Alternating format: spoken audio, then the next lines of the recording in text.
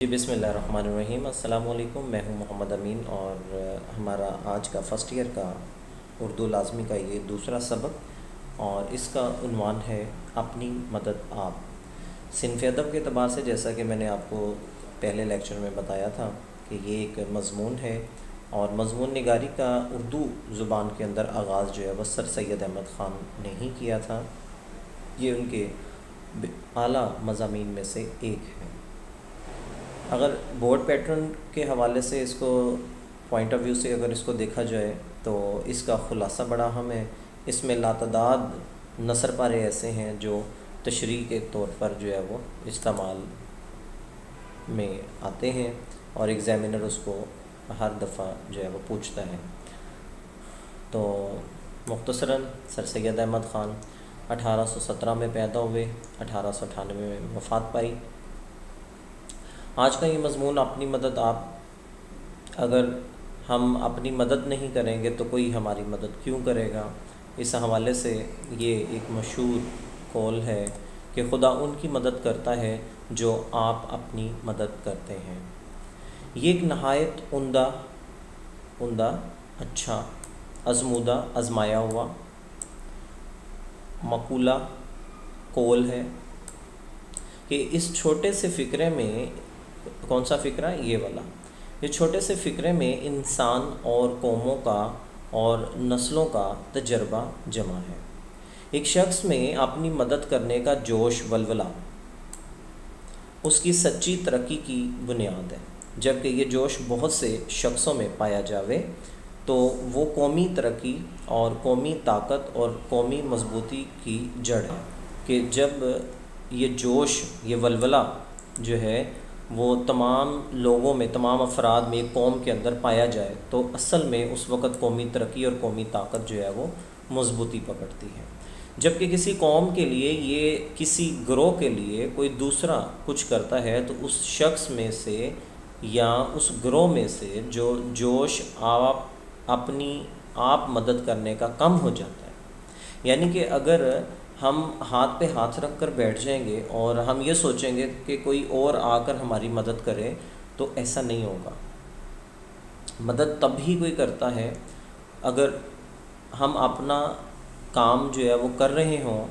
अक्सर मैं इसकी मिसाल यूँ देता होता हूँ कि बेटा देखें, आप सामने जीटी रोड क्रॉस कर रहे थे, लेकिन आपने देखा कि एक बाबा जी कुछ साइकिल के ऊपर सामान लेकर जा रहे थे और वो गिर पड़े और साइकिल से वो सारी चीज़ें जो है नीचे गिर पड़ी। अब वो खड़े होकर, आप एकेडमी आ रहे हैं, स्कूल जा रहे हैं, तो वो आपको रोकते हैं और कहते हैं कि ये चीज़ें उठाओ और ऊपर रखो, हुक्मी अंदाज में, तो आप उसको इग्नोर करेंगे। लेकिन अगर वही शख्स जो है वो ख़ुद अपनी साइकिल को सीधा कर रहा होगा और कुछ सामान जो है वो उठाकर दोबारा रख रहा होगा, आपके दिल में आएगा कि ये, मैं इसकी मदद जो है वो फ़ौरन करूँ। क्यों कि वो ख़ुद अपना काम कर रहा है और आप उसकी हेल्प के लिए फ़ौरन पहुँचोगे।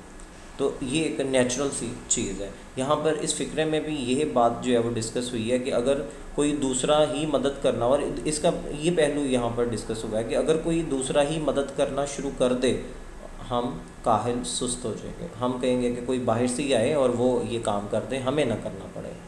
तो इसी तरह अपनी मदद आप करने का जो है वो उसमें वल्वला जोश कम हो जाता है और ज़रूरत अपनी मदद आप करने की उसके दिल से मिटती जाती है।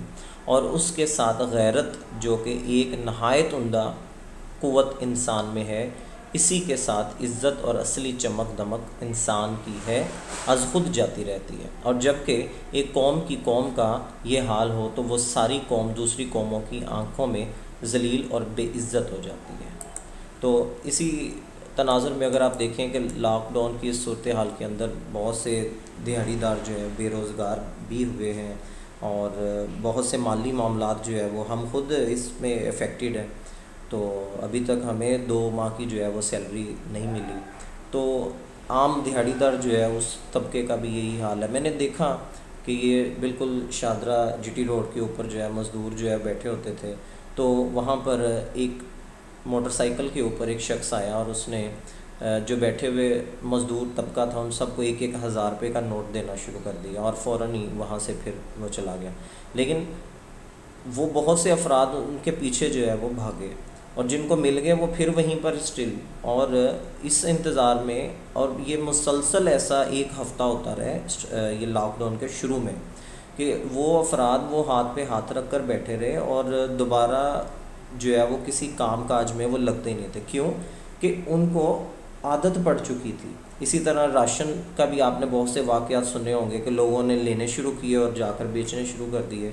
तो हम असल में बहैसियत कौम हम बड़े नरम दिल हैं और फ़ौरन ही जो है वो हम दूसरों की मदद करते हैं, लेकिन आपको ऐसे अफराद को तलाश करना पड़ेगा कि जो दूसरों के आगे हाथ नहीं फैला सकते और उनके अंदर गैरत नाम की चीज़ जो है वो बाकी है, और उनकी इस अंदाज़ में हेल्प कीजिए, मदद कीजिए कि उन्हें फ़ील ही क्यों ना हो। रमज़ानुल मुबारक के इस महीने में ये काम कीजिए ताकि जो है वो आपके अजर सवाब में इजाफ़ा हो।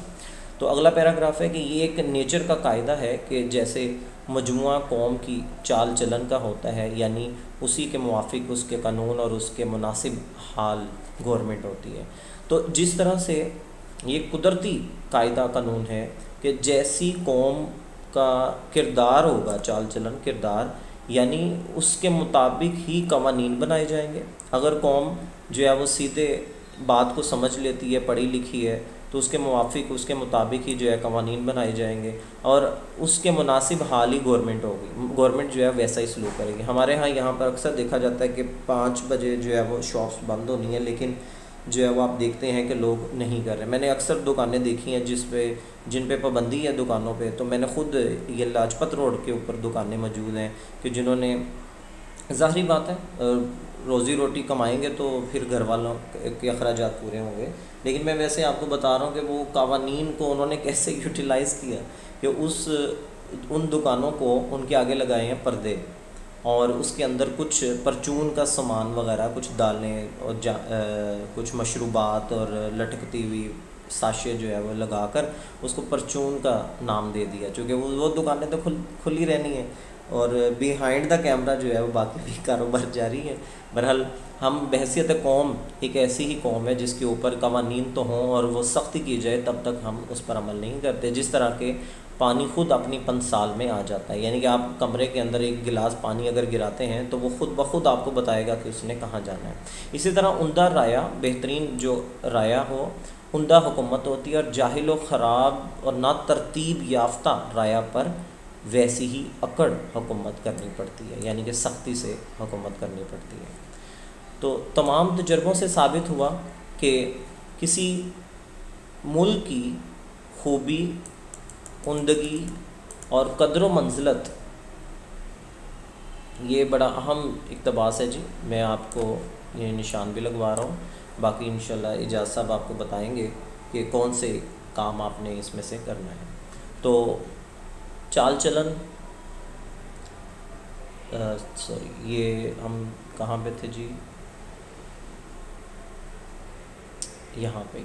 तमाम तजर्बों से ये साबित हुआ कि किसी कौम की खूबी, उम्दगी और कदर मंजिलत बानिस्बत वहाँ की गवर्नमेंट के उम्दा होने के ज़्यादातर उस मुल्क की राया के चाल चलन, अखलाक व आदात, तहज़ीब व शाइस्तगी पर मुनहसर है। यानी कि गवर्नमेंट तो बात की बात है, अगर कौम अच्छी होगी, हम बहैसियत कौम जो है वो हमारे किरदार, हमारा चाल चलन, हमारी तहज़ीब, हम एक दूसरे के साथ अखलाक जो हैं वो अच्छे होंगे, उस पर डिपेंड करती है। क्योंकि कौम शख्सी हालतों का मजमुआ है और एक कौम की तहज़ीब दर हकीकत इन मर्दों, औरतों और बच्चों की शख्सी तरक्की है जिनसे वो कौम बनती है। ठीक है जी। तो यानी हम बहैसियत कौम अगर हमारे अंदर ये खुसूसियात होंगी, हमारा चाल चलन, हमारा मिलन जुलन, एक दूसरे के साथ ताल्लुक़ वास्ता अच्छा होगा, तो हमारी बहैसियत कौम जो है हम अच्छी कौमों में हमारा शुमार होगा। तो कौमी तरक्की ये भी जी इम्पोर्टेंट इक़्तिबास है। कौमी तरक्की मजमुआ है शख्सी मेहनत का। कौमी तरक्की किसका मजमुआ है? शख्सी मेहनत, शख्सी इज़्ज़त, शख्सी ईमानदारी, शख्सी हमदर्दी। हम बहैसियत कौम कितने मेहनती हैं, हमारी रिस्पेक्ट कितनी है माशरे के अंदर, हम कितने ईमानदार हैं और हम कितना एक दूसरे का हमदर्द करते हैं। तो ये चीज़ आप ख़ुद ही, मैं इसको एक्सप्लेन नहीं करूँगा, बहुत ज़्यादा मुतनाज़ा हो जाता है। पिछले दिनों आपने देखा भी कि हम बहसीयत कौम कैसे हैं। मैंने ये ख़ुद देखा कि तरबूज़ बेचने वाला तरबूज़ के अंदर इंजेक्ट कर रहा है, और यानी कि उसका कलर देने के लिए खरबूज़ों के अंदर जो है वो लगाया जा रहा है। सेब अगर आप ख़रीदने जाते हैं तो उसके ऊपर जो है वो स्टिकर लगा दिया जाता है, कम तोला जाता है। हम एक दूसरे के लिए जोंक हैं, हमें जहाँ पे मौका मिलता है बहैसियत कौम हम एक दूसरे के दुश्मन हैं।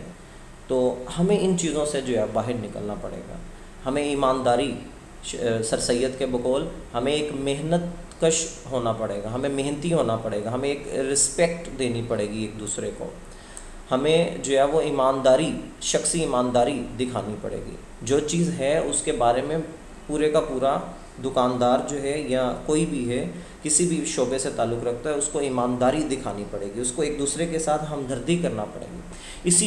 इसी तरह कौमी तनज़्ज़ुल मजमुआ है, यानी कि अगर ज़वाल पजीरी होती है तो वो मजमुआ है कौमी सुस्ती। अगर हम सुस्त पड़ जाते हैं, हम हाथ पे हाथ रख कर बैठ जाते हैं, एक दूसरे की रिस्पेक्ट नहीं करते और बेईमानी करते हैं, हम मिलावट करते हैं, धोखा देते हैं, फ़रेब करते हैं, एक दूसरे के साथ खुद गर्ज़ हो जाते हैं, लालची हो जाते हैं, और शख्सी बुराइयां हमारे अंदर, ना तहज़ीबी बदचलनी और अखलाकी तमदनी या बाहमी माशरत के बदियों में शुमार होती हैं ये सारी चीज़ें।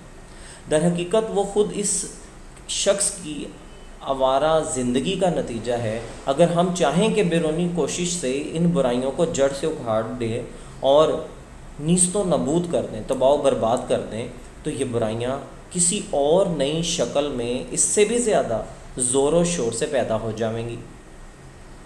जब तक शख्सी ज़िंदगी और शख्सी चाल चलन की हालतों को तरक्की ना दी जाए, यानी कि हम इनफरादी तौर पर अपने किरदारों को अच्छा नहीं करेंगे तो कोई भी फ़ायदा हमें नहीं पहुंचने वाला। ए मेरे मुसन्निफ़ सर सैयद मुखातिब है कि ए मेरे अज़ीज़ हमवतनों।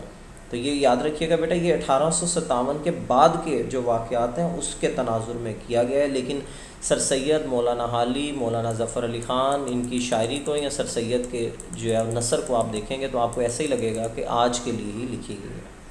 ए मेरे अज़ीज़ हमवतनों, अगर ये राय सही है तो इसका ये नतीजा है कि कौम की सच्ची हमदर्दी और सच्ची खैर ख्वाही करो। गौर करो कि तुम्हारी कौम की शख्सी ज़िंदगी और शख्सी चाल चलन किस तरह पर उम्दा हो, ताकि तुम भी एक मुअज़्ज़ज़ कौम हो। क्या जो तरीक़ा तालीम व तरबियत का है, बातचीत का, वज़ा व लिबास का, सैर सपाटे का, शुग़ल व अशगाल का तुम्हारी औलाद के लिए है, इससे उनकी शख्सी चाल चलन, अखलाक व आदात, नेकी और सच्चाई में तरक्की हो सकती है? हाशा वकला, बिल्कुल भी नहीं। हाशा वकला, हरगिज़ नहीं, कभी नहीं। क्यों कि आप देखें कि हमने बहैसियत कौम अपने बच्चों को तरबियत कैसे करनी है। क्या हमारा जो चाल चलन तौर तरीक़ा, रातों को लेट सोना, सुबह लेट उठना और किसी भी तकरीब की अभी मैंने आज ही खबर पढ़ी कि शाहदरा के अंदर जो है वो 2 अफराद को गिरफ़्तार किया गया कि वो इन लॉकडाउन के अंदर भी पतंगबाजी से लोग बाज नहीं आ रहे, तो उनको अरेस्ट किया शाहदरा पुलिस ने। तो मतलब कहने का ये कि हमें अखलाकी तौर पर भी और माशरती तौर पर भी हम बहुत अभी पीछे हैं। अगर यही हमारे शुगल अशगाल हैं तो क्या ये मुमकिन है कि हम जो है तरक्की कर सकें? हरगिज़ नहीं। तो सर सैयद उस दौर के लोगों को भी यही कह रहे हैं कि जब हर शख्स और कुल कौम खुद अपनी अंदरूनी हालतों से आप अपनी इस्लाह कर सकती है, तो इस बात की उम्मीद पर बैठे रहना कि बैरूनी ज़ोर इंसान की या कौम की इस्लाह व तरक्की करे, किस कदर अफसोस बल्कि नादानी की बात है, बेवकूफ़ी की बात है। जो शख्स दर हकीकत ग़ुलाम नहीं है, जिसको एक खुदाना तरस ने, जो उसका ज़ालिम आका कहलाया जाता है, ख़रीद लिया है, या एक ज़ालिम और ख़ुद मुख्तार बादशाह या गवर्नमेंट की रैयत है, बल्कि दर हकीकत वो शख्स असली ग़ुलाम है। कहते हैं वो ग़ुलाम नहीं है जिसको जो है वो एक आका ने ख़रीद लिया, एक मालिक ने ख़रीद लिया या गवर्नमेंट ने सख्ती कर दी, वो उनकी रैयत है, बल्कि असल ग़ुलाम वो है जो बद अखलाक़ी, ख़ुद गर्ज़ी, जहालत और शरारत का मती हो और अपनी खुदगर्जी का ग़ुलामी में मुब्तला और कौमी हमदर्दी से बेपरवाह हो।